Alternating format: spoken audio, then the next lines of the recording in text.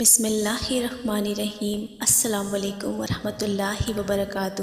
حضرت جابر رضی اللہ تعالیٰ عنہ نے فرمایا کہ میرے نبی پاک صلی اللہ تعالیٰ علیہ وآلہ وسلم نے سود لینے والوں، سود دینے والوں، سودی دستاویز لکھنے والوں اور اس کے گواہوں پر لعنت فرمائی ہے، اور فرمایا کہ وہ سب گناہ میں برابر کے شریک ہیں۔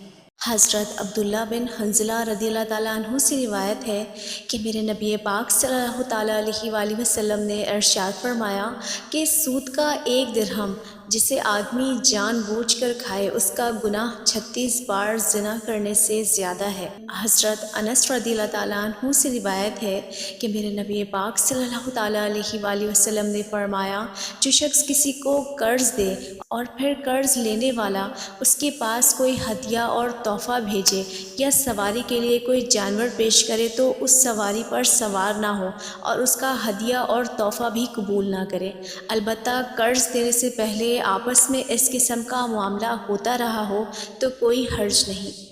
حضرت ابو ہریرہ رضی اللہ تعالیٰ عنہ سے روایت ہے کہ میرے نبی پاک صلی اللہ تعالیٰ علیہ وآلہ وسلم نے ارشاد فرمایا کہ سود کا گناہ ایسے 70 گناہوں کے برابر ہے، جس میں سب سے کم درجے کا گناہ یہ ہے کہ مرد اپنی ماں سے زنا کرے۔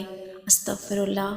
اللہ پاک ہمیں سود جیسی لعنت سے بچنے کی توفیق عطا فرمائے، آمین۔ جزاک اللہ خیرہ۔